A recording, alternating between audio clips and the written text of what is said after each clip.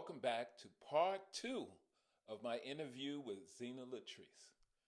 When we left off, Zina had went back to California to be with her mom, and right after she gets there, she finds out that she's pregnant. This is an all too common story. Babies having babies. She's already experienced tough love from her dad, and her mother had to send her away from the very start. What does she do now? Remember, this story is about coming into your greatness. It's about overcoming obstacles. Well, we're getting ready to see what a young woman with a vision is able to do. So sit back, grab your popcorn, and get ready for the continuation, part two of Zina Letrece on Somebody You Should Know. And what was happening is that my husband would come home. We'd try to make it work.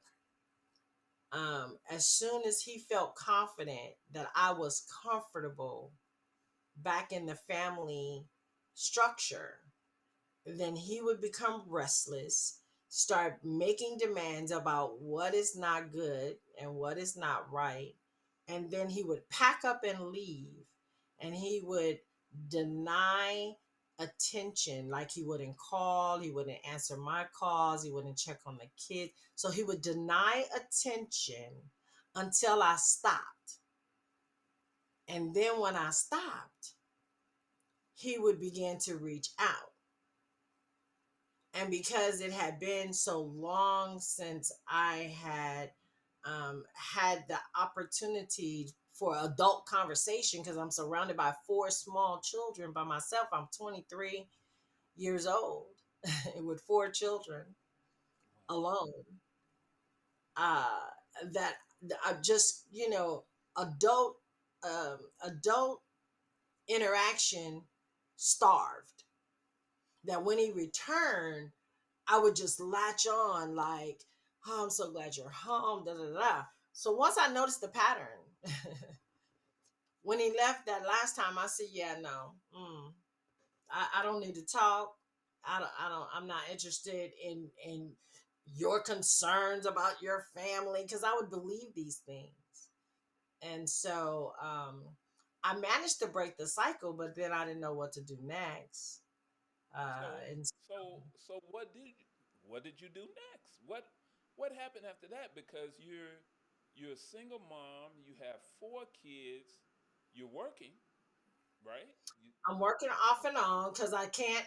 My child care is almost as much as the Well, checks that I. yes. I paid attention to something. I noticed that there were some similar activities that would occur in a cycle, and I was on the watch out to see if it was about to happen again. And sure enough, it did. And so when it did, I was done. I was like, me and these kids are going to have to figure it out on our own, because I don't want to do this. Well, And now that you've done that, you separated from that and you're moving forward in your life. What is the next step after that? Where do you go from there? You know, he's behind you and you have this living arrangement. But where do you go? How do you keep moving forward? I Because went back you're to church. not there. You I went back to church. what brought you to the church? Did Oh a no, I was friend? raised in the church. I was raised in the church. I always knew God was real. I always believed that. I was a rebellious kid. I didn't want to do what I was told. And so the church was always a big part of my life. Religion, period. Because my grandmother was a Christian minister. Hmm. My father was a Muslim minister. Yeah. And so, no matter where I was, whether I was with my mom or with my dad, I had religious rituals that I participated in. They just were opposing practices.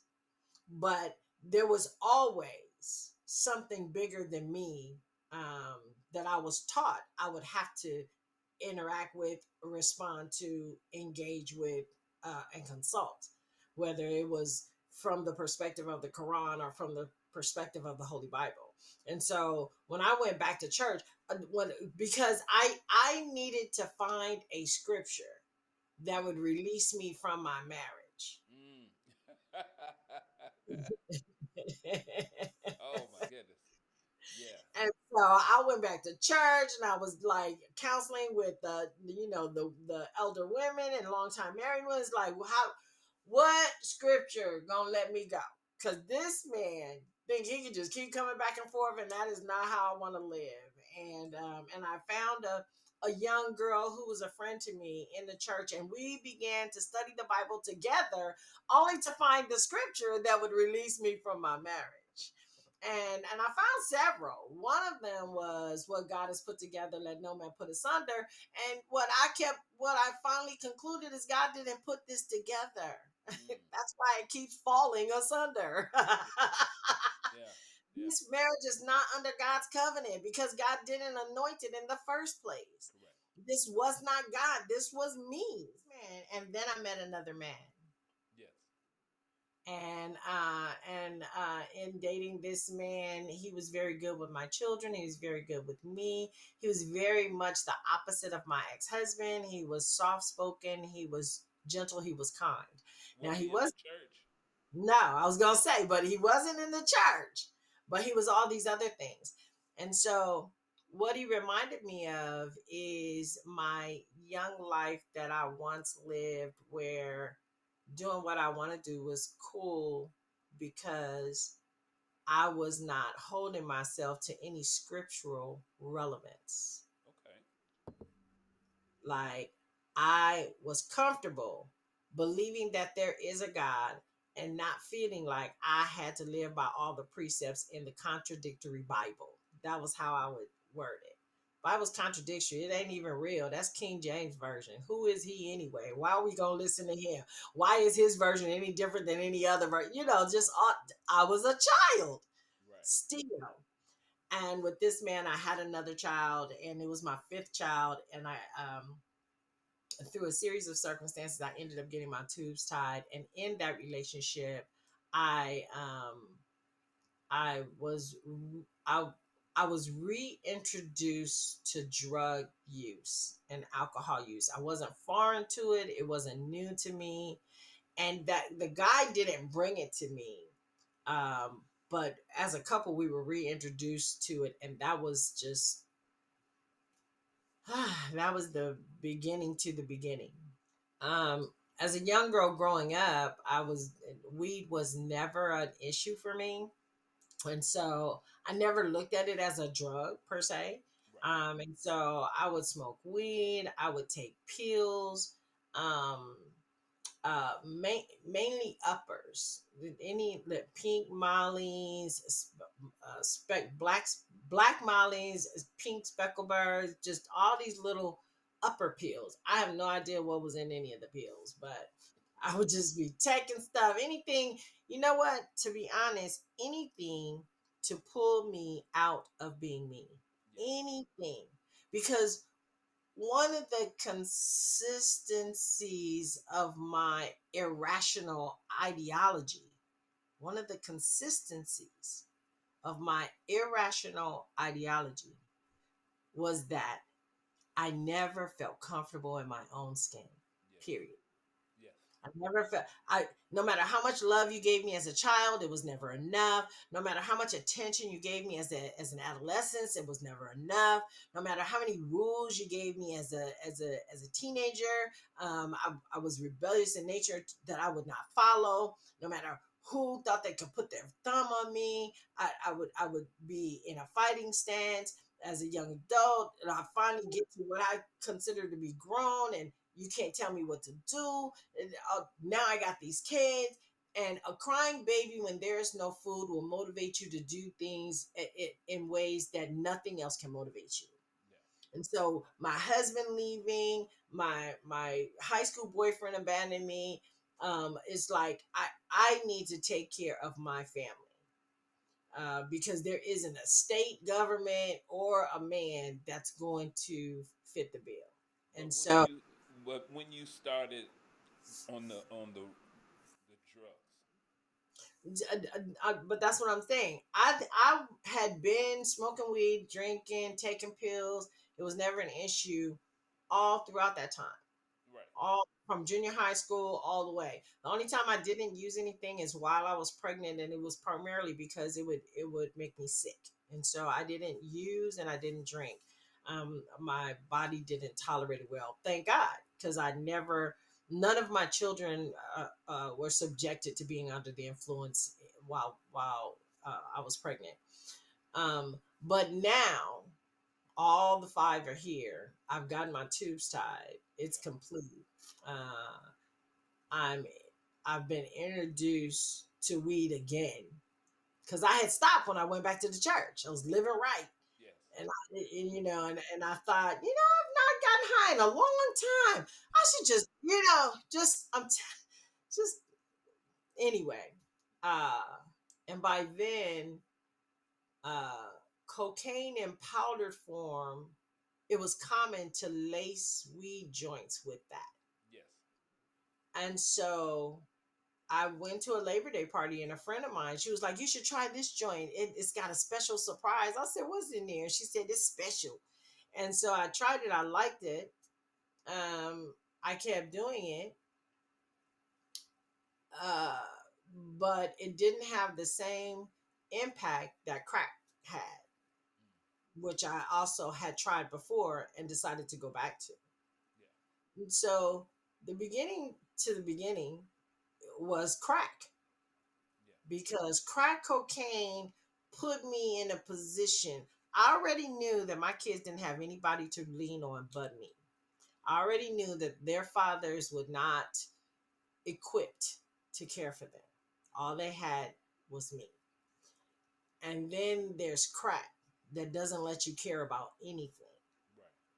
And I began to not only neglect myself, but I began to neglect my children. And there didn't seem to be any way out for them. No way out. There was no way out. And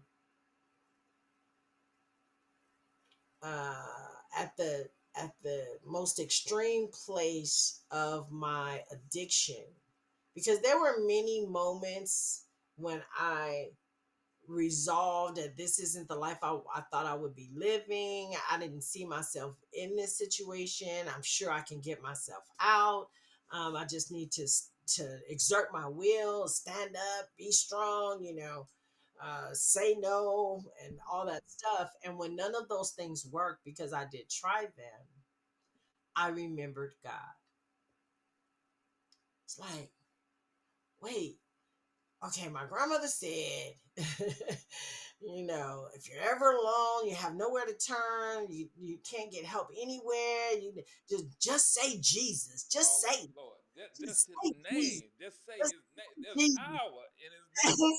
I would just be walking through the house going, Jesus. Ain't nothing wrong with that. There's nothing wrong with it. Listen. Don't get me started. And I began to get a courage about me that I had not Mm. seen in myself in a long time. And I began to talk to the crowd that I was smoking with about the God that I remembered. Ooh. Ooh. And I began to say crazy things that, like, we don't have to die like this, and there's a way out for us. And, Yeah. we may not see it now, but God is an answer we can utilize. And they be like, there she go. Oh, so you now they look at you a certain way because they know you getting high with them. You right there with them, but Right. sooner or later you gonna go And, it, into this other level. You're gonna go. and You gonna bring in the Lord. You gonna. And so I would have the plate with the drugs on it, and Yeah. I'd have all my equipment, and I would have my Bible on the other side. And at random moments, I would just open the Bible and be like, "Equipment to the table, God got something to say." Ooh. So what happened was people stopped wanting to smoke with me. Yes, I can see that. I can see that. They're like, "This, I ain't really religious, but this feel blasphemous. We gonna She all get she is struck no down spoiling. Matter of fact, she's bringing me down. She's anyway." bringing she's bringing me down. She's spoiling the part. I can see that. Yes. So And so you're there, and but the word is speaking to you. The word is trying to pull you out of that darkness, and you're using the word as the light. And it's giving you some choices right there. So you're smoking and you're reading and I'm smoking. smoking. I'm not just reading, I'm reading out loud so that I can Oh, hear. oh, I am reciting scriptures out of the Bible so I can hear. mm, And even though I have the same childlike understanding of these scriptural references, because I at that point had no biblical training, just raise up a child in the way they should go, and if they depart, they will return to it. So I'm just doing what I used to do when I was a kid. Just read it. If you don't need to understand it, just read it and read it out loud. So I was just doing that because I was in a state of desperation, yeah, and I wanted God to rescue me. And so I'm reading these scriptures out loud and I'm hearing these scriptures be read. yeah, And I am becoming hopeful in my heart, which was something that had been removed from me. I didn't feel hope mm, until I started that. And so the more hope I felt, the more confident I felt. The more confident I felt, the more I read out loud and the more the people went away. yeah, And because the people were not there as often and it wasn't as many people as before, I had more time to sit without drugs because it had been a long while since I had been able to do that because there were drugs always around because I was always around people who either had or were using drugs. And so and in those moments, I would talk out loud to God. It's like, how have I gotten here? Why have you brought me here? I'm sure there's a reason for this. And I was in my room one day and I just heard it just like you and I are talking right now. Um, he said, I've sent you on this journey as a missionary so that you can gather my people and remind them of who I am. mm, So now I feel purposed in my smoking. That's the distorted, twisted, yeah, perception of the message that came to yeah. me. Now I'm purposed in my smoking. So now I'm not gonna smoke unless I can talk about God. Oh, oh, that's some craziness right there. That It's insane. that's some Um, craziness right there. But on the flip side of that, I can see it because you would end up you speaking life to a dying situation, and the dying all right. situation was you, and it was your life, and it just shows the power in the word, what it can do for you, It and also shows that, sorry to cut you off, it also shows you the power in showing up as you are. mm, So many people um, attempt to dress up to go before God. And God says, come as you are, right, wrong, raggedy, and ratchet. correct, Come as you are. Allow me to clean you up. Allow me to turn you away from your wicked ways. Allow me to set your foot on the right path.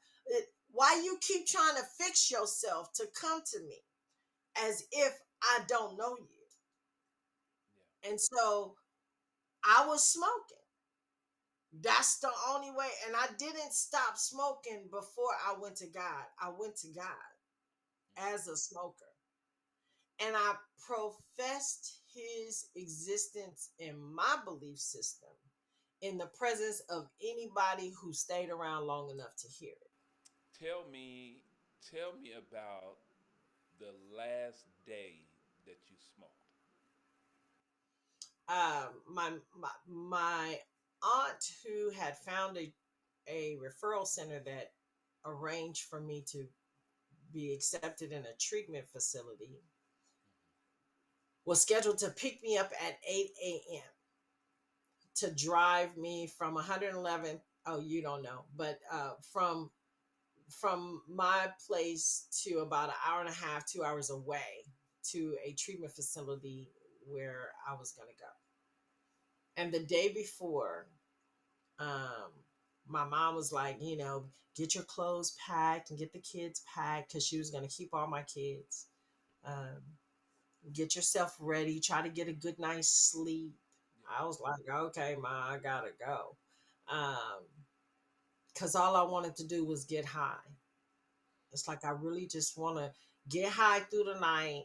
And when I run out of everything, just get in the car and drive into the horizon. That was my idea. Ironically, I couldn't get drugs that day. Mm. Everywhere I called, they were either out or I didn't have enough money, or it was just, and it was like that all day to the point where I became so frustrated. And so then it was getting into the night, and I was like, oh my God, I just, and I was calling even far. This is the, I'll come and get it. And they're like, Zina, I don't have no package. I don't have nothing. I don't have nothing to even share with you. And as we passed the midnight hour, I was like, oh my God. And any minute now, my mama gonna be pulling up. And and um and by 6 a.m., because different people had come through with small amounts of drugs, not enough for any of us to get high, Right. not any, just, and so around, it was like 6 a.m. and I was just scraping through my equipment trying to get residue of some kind to get some kind of high before I go. And I'm watching the clock tick away. And I remember looking at the clock at 6 o'clock. I don't remember the time after that until my mom honked the horn, which meant it was 8 a.m.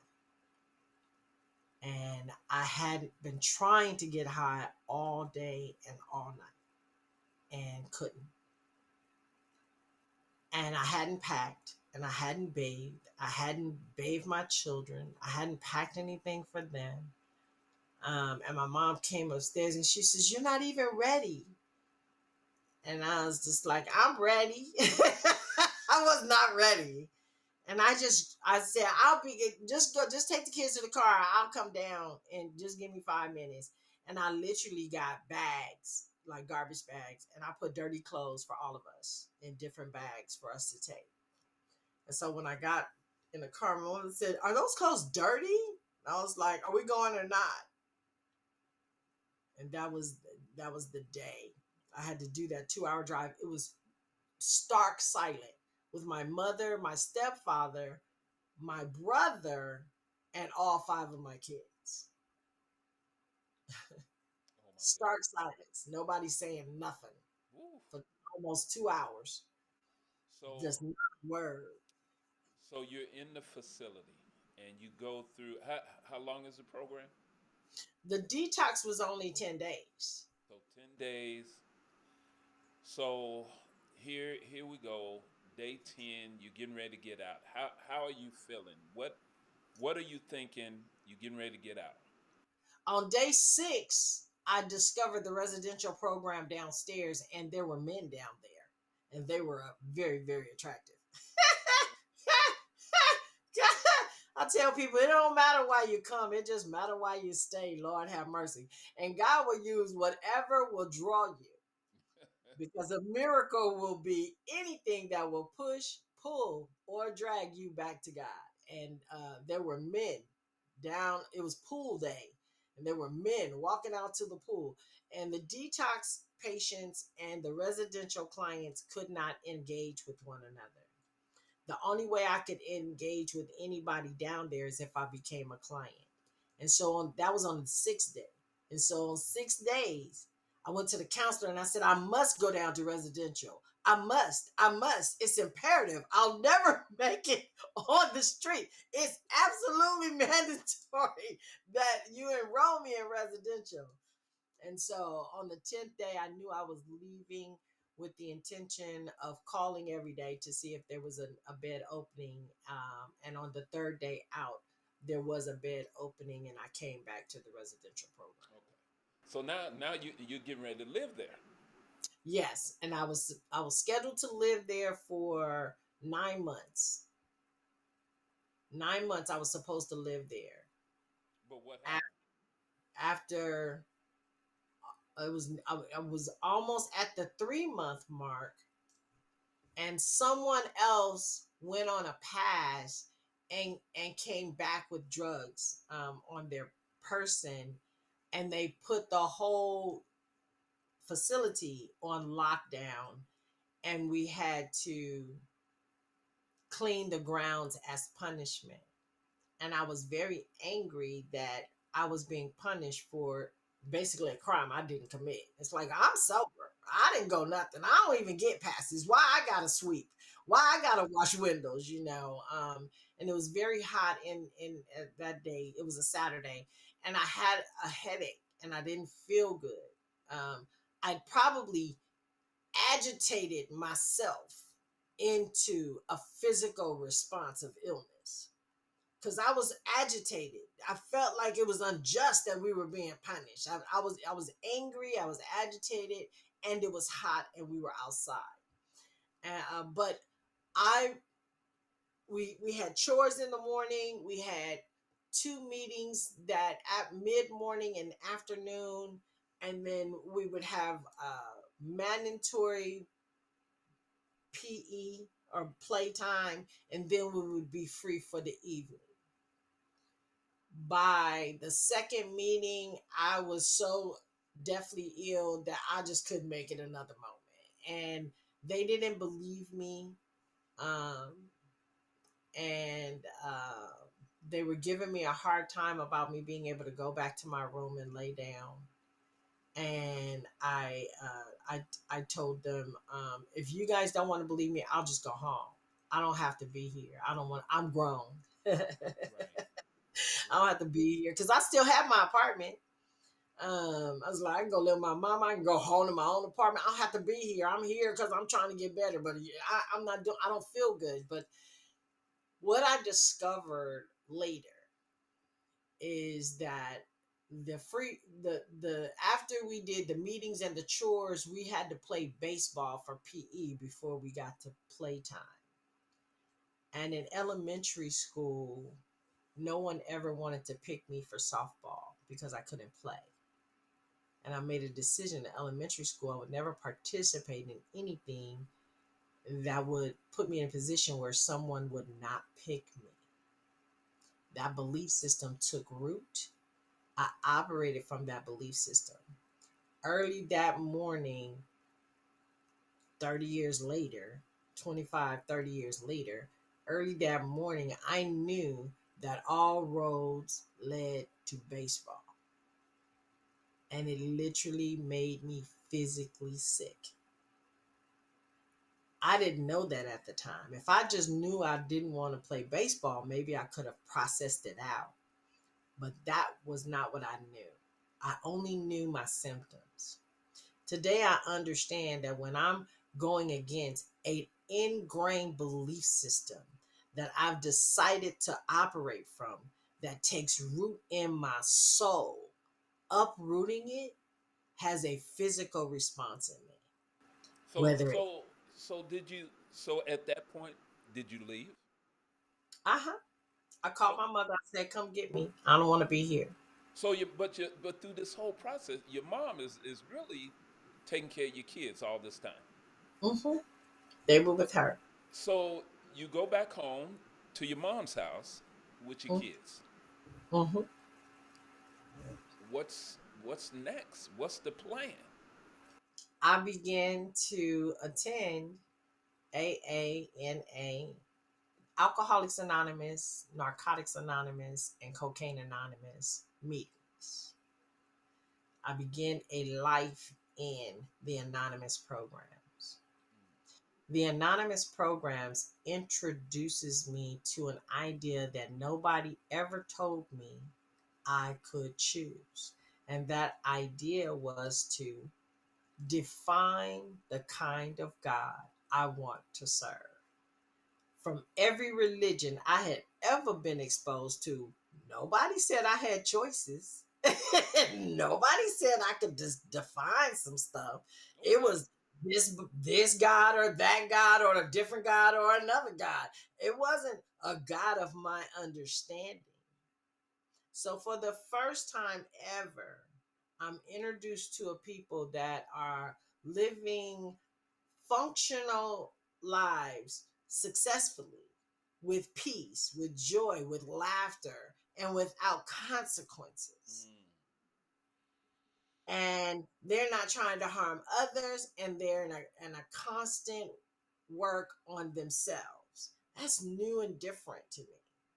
And they're doing it because they've decided that the God that they want to serve is one who's loving, kind, gentle, and is accepting of their human personality, whatever it is, with all the flaws that it comes with. Right. Right. That had never even been presented to me as an option.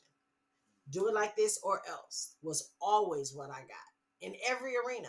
With my grandmother's Christian ministry, do it like this or else you die and go to hell. With my father's ministry, do it like this or else you'll be in trouble with the captain. And with my mother's ministry, which was workaholic, do it like this or else you'll be broken, destitute, and nobody. It's just like there was always a do it like this or else. And here I landed amongst these people chasing the men at the pool. Right. Right. Right. I land in and amongst these very strange people who are able to talk about a God that provides freedom. Mm. Now, today, because I'll be 35 years sober this year. Mm. Congratulations. Today, thank you. Today I understand what that means, what is required for it, and how it aligns with various faiths and protocols of faith. Back then, I just wanted to be free. I wanted to love and take care of my children. I wanted to stop blaming the world for my problems. I didn't want to stand on the outside of another bus passing me by with people going to culmination and I'm going back to school to try to repeat a grade that my father is going to tell me I don't get to stay and do. I don't want to be told one more time I have the intelligence and the capacity to be scholarshiped into an area of life that I've already squandered, and now I have to do all this extra stuff in order to just meet people at the entry level. I So, no longer want men to come in my life, leave children, exit my life, live free while I'm responsible for these babies. ooh, that's ooh. So you really, with this new look at your faith and finding really just the love of God, you're able to really shine a light on your own life and realize what you wanted, which really is what your book is about. Um, And I, and and, I can and see I, that. just to pause you right there, I didn't embark on a journey to find God. We never do. I, We I never do. wasn't, I didn't feel like I had lost God. I didn't feel like I needed God. I wasn't looking for God. I was just trying to stop smoking so that I could love on my children. Because up to that point, my ideal of being an adult had not been working. Yeah. And the most it did was landed me in a detox unit while my mother was responsible for my five children, and that just didn't sit well with me. And so I didn't set out to seek God. God met me where I landed.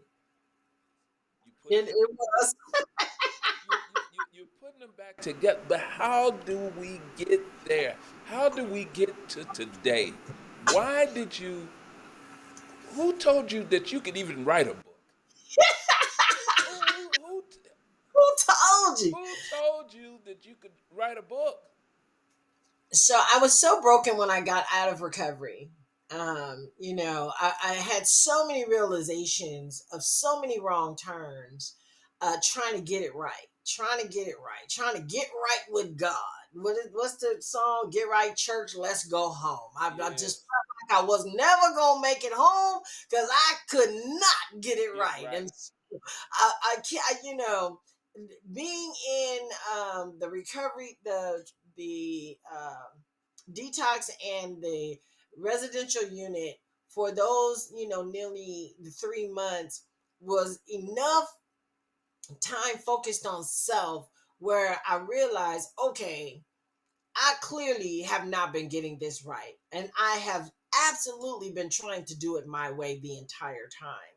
And so when I come out of the residential program, if I don't know much, but I do know that I am not just broken, but I am, just like you say, in pieces. And whatever work I think I can do, I'm not in any shape to present myself in an interview space. And so before going to work, just to keep myself occupied, I decide to go to a junior college instead, just to, get my brain firing again because it had been fried for so long. And so instead of looking for work, I went back to school, and it was at the junior college. One of my peer counselors asked me, why was I stopping at the associate level? Why was I not transferring to the university to pursue a bachelor's? And I said, I don't think I can make it that long. And so, with his help and guidance, is so funny because that one guy is my friend today. He's a really good friend of mine today. And I just think that's so funny. Back then, I used to try to flirt with him. It was like, hey, don't you want to be my guy? He's like, no, Zina, I do not. Right. Right. And today he is my friend. But he encouraged me to hope about my capacity to complete a bachelor's degree while I was still at the junior college level. And he said, all you have to do is start at the beginning and don't skip any steps along the way. Mm. I can help you. That's what a peer counselor does. We make sure that you start at the beginning and that you don't skip any steps along the way. And you have support and accountability that will help you complete each task that gets you to the next place, and that gets you to the next place, that gets you to the next place. And that's what he did. He helped me fill out financial aid papers. He helped me pick out my curriculum so that I was taking courses that were transferable. He had helped me pick apart things that I enjoy to identify what my major could be. He really was just very, very supportive in that entire process. And after 3 years, I graduated from the junior college and I enrolled in a university as a junior. And I was like, wow. And so I went to the university still a full 4 years because there were some things that I had to repeat. There were some things I had to take over. One of my classes was a communications class, and they asked us to write a paper. And what we had to do is think about a point in our life as far back as we could remember and describe that point in a way that the reader who didn't know me or my story could see what I was talking about, hear what I was talking about, and feel what I was talking about. And we could only do it in one page. And it needed to have a beginning, a middle, and an end. And I talked about my very first plane ride where I was going to see my daddy. From California to Ohio. It was the first time I was only 7. and I was going to get on the plane by myself. And I described my clothes. I described the texture of my clothes, the look of my clothes. I talked about how grown up I felt as a little girl because I was embarking on this thing alone. I had patent leather shoes with a matching purse, and I was going to be on the airplane like a big girl all by myself. I described the conversation my mom had with the stewardess to make sure that I would be safe and not to let me out of her sight. Uh, I talked about sitting in my seat very confident and hearing the big engine roar. I talked about how the plane began to go and it was going faster and then faster. And then the plane began to lift up. And all I thought was, oh my God, mommy does not know that this plane is leaving the ground. Because I thought it would drive. And that is how my book begins. It begins with that story. When I turned in my paper, my instructor said, Zina, if you expanded on this, it would be a good book Okay. because that was a very powerful story. And all I thought about is my kids had never seen me as a little girl. They only saw me as mom, provider, one with all answers, one who can get it done somehow, some way, no matter what.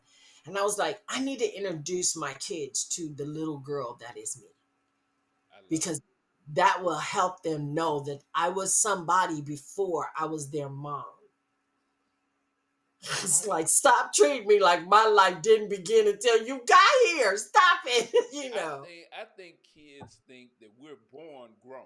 Like grow. they think we were born like this. We came out just like this, right here. It's the craziest thing.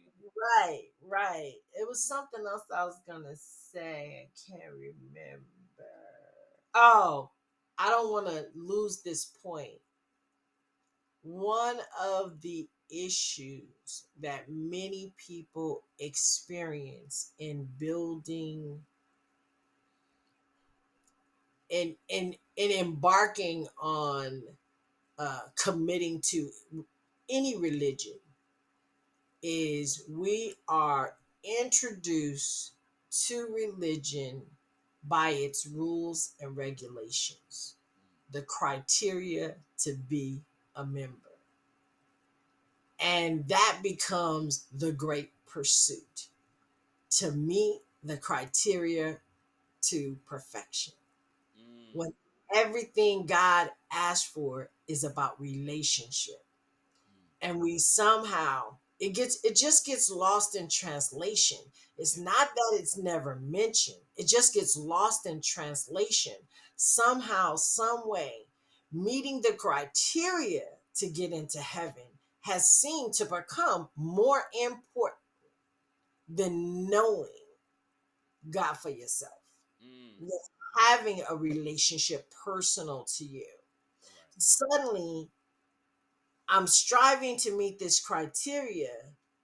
My religious head seems to have the criteria down, and in my misconception, I think the way to heaven is through here.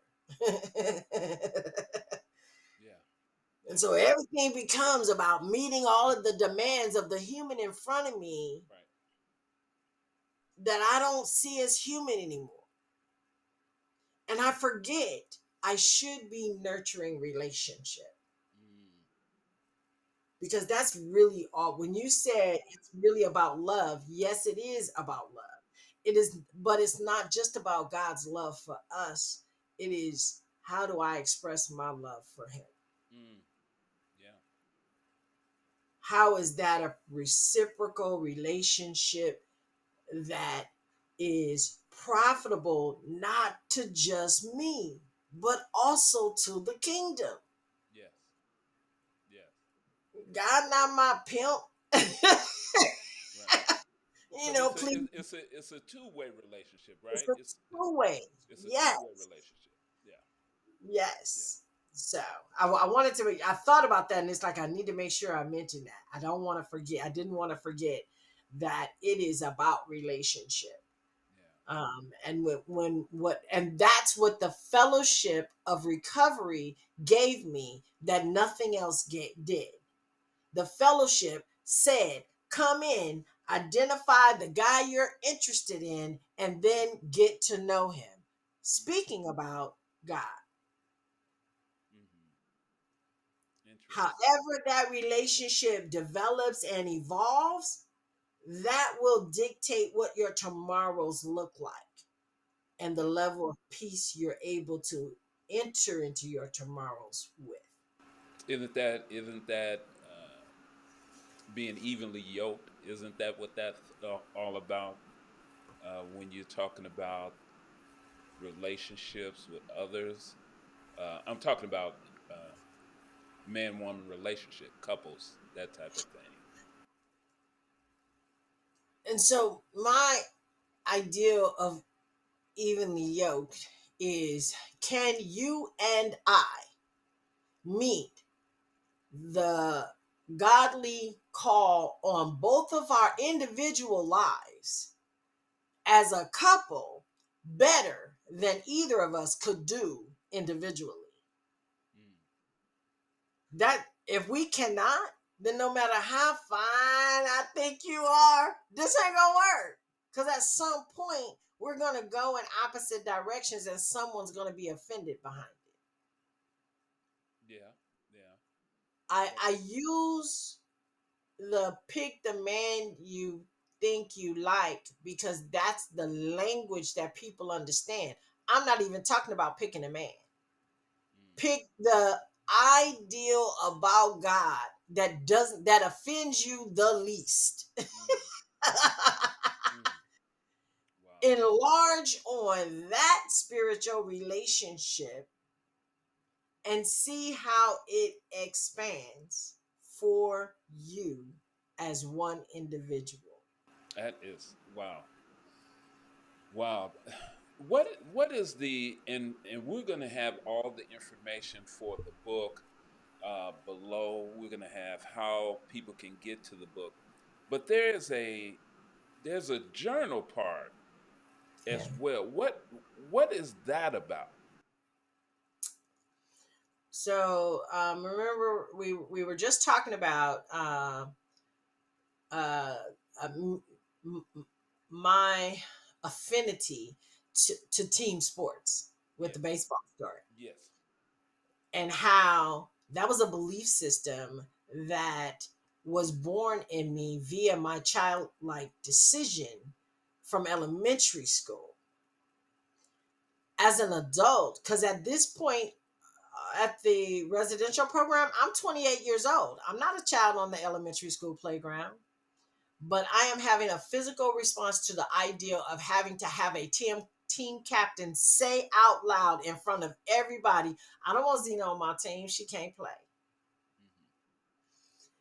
Hmm. That journal book asks questions so that an individual can discover for themselves what belief systems they have set in place long before the moment they're standing in, that they are still operating from, and then ask themselves, do they still believe that way? Is it their belief or a belief that was imposed upon them? Does it work? Is it godly? And would I like to change it or keep it the same? Mm. The series of questions throughout the journal helps a person makes discoveries in those areas. Oh, wow. Wow. So it's like a blueprint, but it goes along with the answers that you put in it, and then it creates this picture. It goes back to that piece about a puzzle, and it's all these pieces that you put together that creates a picture that you're able to see. Is is And when you see this picture, sorry to cut you off. When you see this picture, is that the vision you want to be looking at? ooh, Or would you like that to be something else? wow. And if you want that to be something else, then some of what you put in the journal, some of those answers that you had in the journal would have to change to be able to Some of change the picture. but the answers would not change. What Mm. you would do is answer it for your now. Remember at the beginning you said, how what are you doing today? And I Yes. said it took a long time for me to learn how to get present to my now. Yes. I did not eliminate chaos until I learned how to only address what's in front of me. That's all God is asking me to do. Mm. When he says, I give you this day Mm. your daily bread, he's saying, don't worry about trying to have extra bread for tomorrow. Yeah. Yeah. What's that scripture? Don't worry about tomorrow. The birds worry about it. Does the The- grass the- worry about tomorrow? you know, man is the only one that worries about having enough for tomorrow. Yeah. Yeah, the squirrels sack away stuff because they sleep for months, Yeah. and so do the bears. Actually, the bear eats so much that Yeah. his body can live off the same fat while he sleeps for Yeah. 6 months. Yes. And so that's still daily bread. Yeah. But we, man, always want enough bread for the whole week. Right. And we run through the lives of people and we offend the world and we snatch and grab at life trying to secure our week's worth of bread. And all that really does, especially once you secure it, is keep you from having to go back to your relationship with God. Mm. Oh, that's powerful. That's powerful. Um, well, I tell you one thing. You've given me a lot to think about. A lot to think Thank you. about. Your story is it's very fascinating. Your journey, uh, your ideas about God, how powerful that is, and how you just found a way out of seemingly no way.